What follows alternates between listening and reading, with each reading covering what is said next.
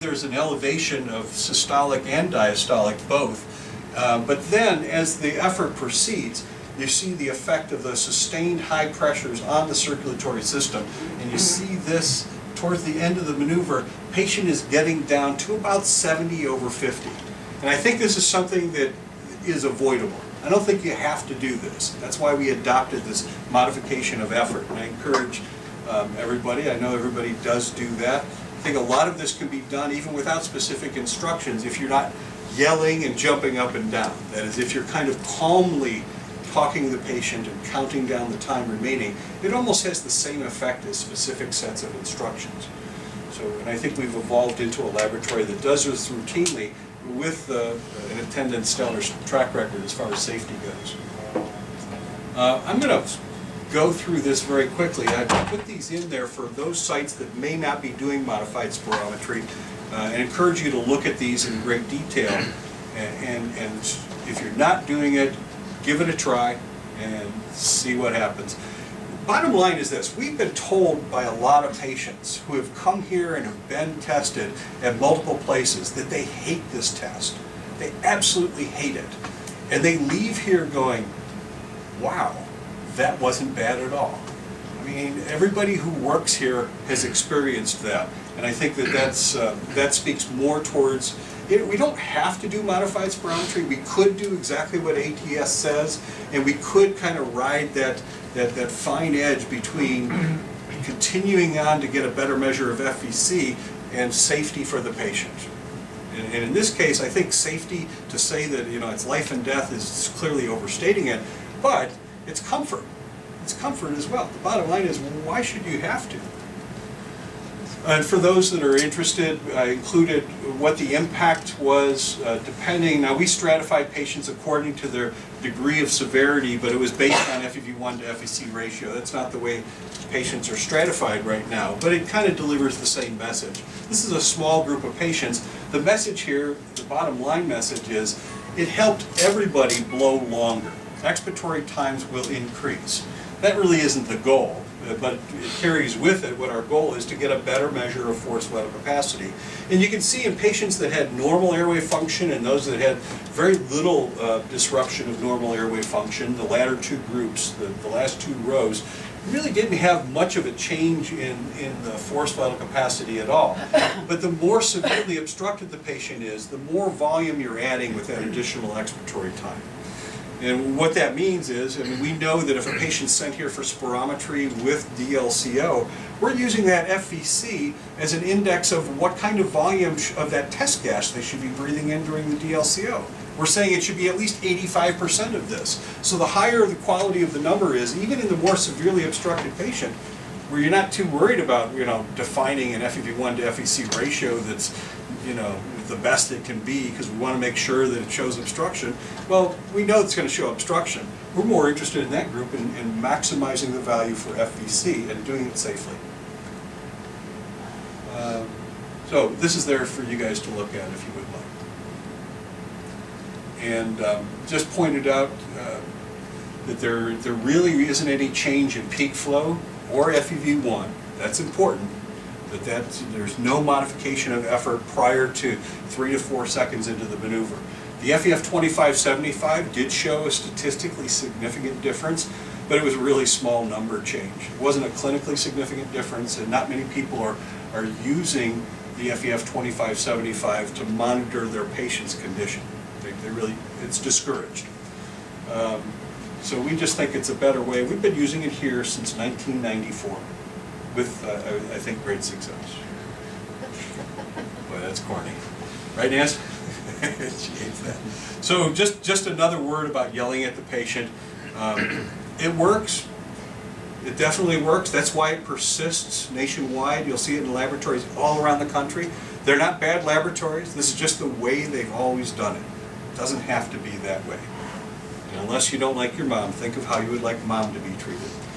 Probably wouldn't want her in a laboratory being yelled at. So, all right, we're running a little short on time. But a couple of words about flow volume curves. We pushed long and hard to get them made part of the patient's medical record, and with the Epiphany project, we're now successful in doing that.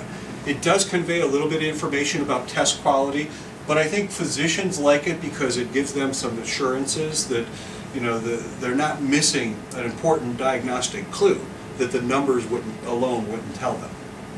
And so there are some things about it, you know, these are the quality things that you guys should be familiar with.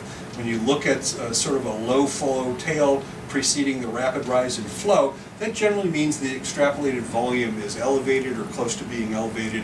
That calls into suspicion the validity of the FEV1. It also tells you, without even looking at the number, what you need to tell the patient to improve the next effort.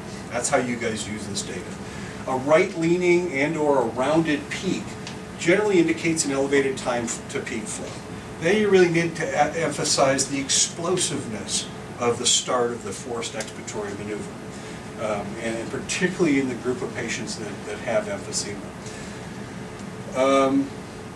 And everybody should know how to determine whether a sharp drop or rise in flow demonstrated on the flow volume curve represents a cough or a brief interruption in flow prior to or after the FEV1, keeping in mind that if it happened prior to the FEV1, that FEV1 can't or shouldn't be reported.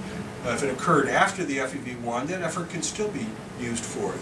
And basically you just read where that sharp, whoops, I keep pressing the wrong button, you read where that sharp drop in flow occurs along the volume axis on the flow volume curve, and if the number that it points to on there, the number if you continued straight down, is less than the reported FEV1 for that effort, then you know it occurred within the first second. End of test, it really just conveys information about the abrupt end of test. And that's probably best looked at as well by looking at the volume time and the expiratory time reported on the data table. Those things are all being reported, and that's great stuff. So it allows physicians to have at least a little window into the quality of the test. But the clinical information that I was talking about, they want to be sure that they don't miss, is looking at some unique flow patterns that suggest that airway diameter is really altering the typical characteristic appearance of that flow volume curve. And so we're looking for three different types, and some of them are fixed, meaning by fixed central airways obstruction, it means it's affecting both inspiratory and expiratory flows. Variable extrathoracic, variable intrathoracic are just what they sound like. It's pointing to a location. Is it above the manubrium of the sternum, or is it inside the chest? And so you can do that by looking at, you know, what phase of you can kind of identify based on what phase that flattening of the flow limitation appears to occur at.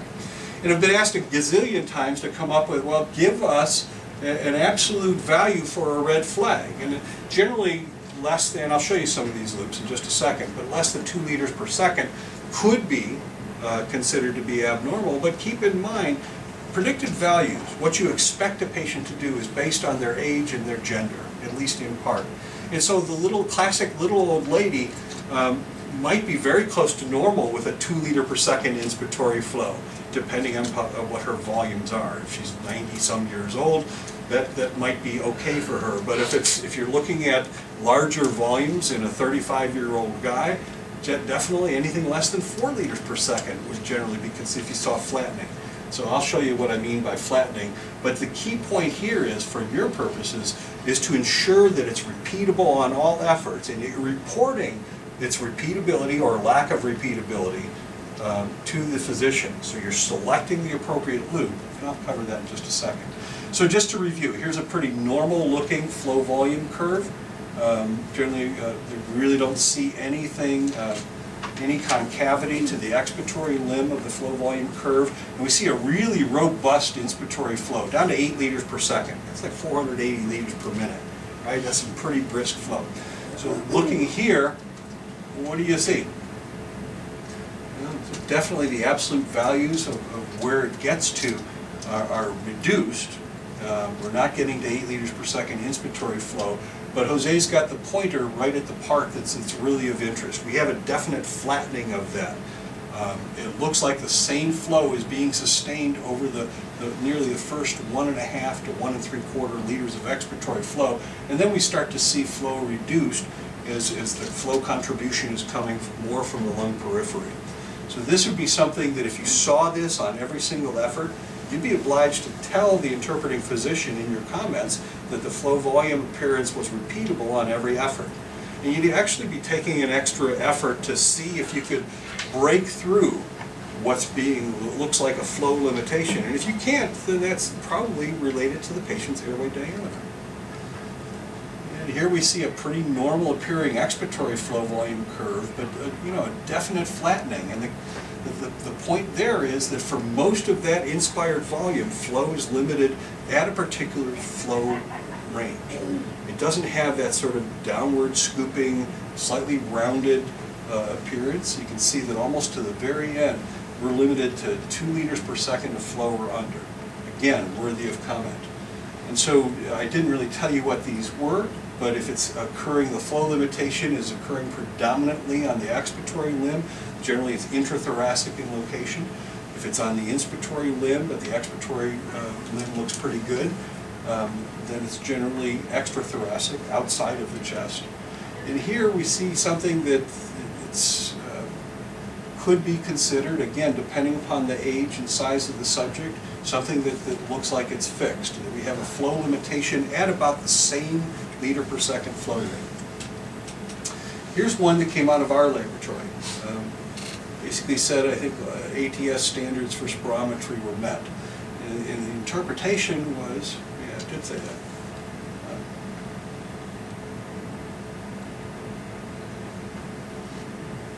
Yeah, so there's the rest of the technician comments.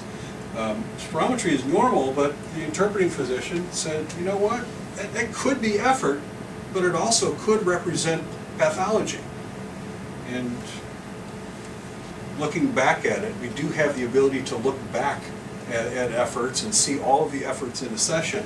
It certainly does look like there is a limitation. It still could be effort related. This is something that, many patients, particularly with this much obstruction, showing this much of a depression of the expiratory flow volume curve, generally this is a long exhalation. It takes a lot out of them. They may be sick, they may be debilitated. They may not have a lot of gas in their tank for that inspiratory effort. So there's a couple of things that I wanted to point out. Wait, sorry about that. I thought I had another slide here. That one of the things that you can do, oh yeah, here it is. If the patient requires, do a slow expiration. After you feel like you've got a good expiratory session, do a slow expiration, even if it's not all the way to residual volume, and then coerce the patient to take in a very rapid inspiration. If you can produce normal flows during a part of it, you really kind of rule out the concern. You've sort of changed the tipping point from like, well, this could be effort, this could be pathology, to this is effort. This is effort. If you can just break through it once during the testing session. So going the extra mile after you've satisfied the requirements for the expiratory component of spirometry to trying to get a good inspiratory loop. Now, we are working in a system that has different pieces of equipment, different manufacturers, but in the Jaeger systems, you can select the best inspiratory loop to be reported. Caution you. You really don't want to select the best expiratory loop to be reported. When you do that, you start to change what the system will report for the FVC and the FEV1. You'll deviate from our laboratory practice of selecting the best. So really confine yourself to selecting the best inspiratory loop and take the extra step of, if necessary, give the patient an opportunity to demonstrate a good effort that's not preceded by a all-in expiratory effort. And then make sure you comment on the repeatability and the non-repeatability of the inspiratory loops when they appear to have some kind of flow limitation. All right, we are out of time, and I'm just going to go through this for a couple, because this is an important point. We did talk about reversibility testing. These slides here highlight what I was talking about before. There's just not one question that could be answered by doing pre versus post bronchodilator testing. So take an opportunity to review these, familiarize yourself with them, and know what our standard is. And that kind of is what's recommended as the withholding time for the drugs. And we know a lot of our patients would not do well if that was our standard for everybody. Also, we deliver here at the main campus the bronchodilator. It doesn't have to be done this way, but we do it through a metered dose inhaler. But the important distinction here is this is the only place where we're allowed to reuse a common canister. And we are allowed to do that because we're wiping down the tip of that canister and using a brand new valved holding chamber every time we administer it. So the patient hasn't ever breathed on this device. And it's valved. They can't exhale into it. So it's gotten the blessing from infectious disease. This is important stuff. Good effort used to be the standard comment you see on every PFT in every laboratory in the country. Good effort. Even when the test was horrible, technically, you'd see good effort. And that may actually be the case. The patient may have been trying very, very hard to comply with what we were asking them to do. But that's not your job. Your job is to really inform the interpreting and then the ordering, or anybody whose eyes are going to see that report. What were the conditions at the close of that testing session that characterized the quality of that data? Can that FEV1, that FEC, that FEV1 to FEC ratio resulting from this testing session be interpreted as is, or do they need to be qualified? Does that elevated ratio in the setting of a short FEC effort need to be looked at as if, had this continued on, that ratio would have gone from just above the lower limit of normal to below the lower limit of normal? In other words, changing the entire interpretation of the test, or even if the order was written for spirometry with bronchodilator if obstructed, whether or not you proceeded on with the next part of the test. And we spoke about that in a recent meeting, that you have a green light to do so in that circumstance. Be very specific in both addressing every single type of issue that came up during the testing and in the language that you use to describe that. That may be difficult for you to do. And to that end, we have within the system a lot of canned comments, and I encourage you to use them when applicable. And rather than free texting, rather than, I've seen sort of this tendency to revert back to the good effort type of comment. And I see it on sessions where there are technical issues. That's the standard you're going to be held to. That's going to be considered an error. You didn't catch this. Maybe that's why it exists, because you didn't catch it during testing and your efforts weren't directed at correcting it. So you're going to be held to the standards of reporting every single problem associated with that test. And this is an expansion of that list as well. You know, some of these are quite wordy, some of these are used to log the medication history and so forth. So comments on comments, your comments will be read. Guaranteed. Forever. They have your report is locked into the medical record. It carries with it a life that will never end. So to that end, I would ask you to avoid vague statements. Please check the spelling before you send a report, because again, that record is there forever. And you are the ambassador of the PFT lab, and we only look as good as that report. And one final thing, Mike has our workstation set up now that so before you hit the send, in fact the only way to send the reports is to view that report on the screen. There is your chance, not your chance, your obligation, to review that report and make sure this is really what we want going out there. So I'm asking you, I have asked you through this talk to check your work at several critical points. One, when you're entering in data, and again now, right at the very end. Right before it goes out. You've got to make sure that that's really what you want to say. Remember that. That's you. Thank you for your attention. I appreciate it. Apologize for the late start and the technical difficulties. You'll all get a copy of the slide set. It's for your review. So we're going to run through attendance roll call real quick. Try to get this done. If there's any questions, we can ask afterwards if you're able to stay on the line. I'm going to go through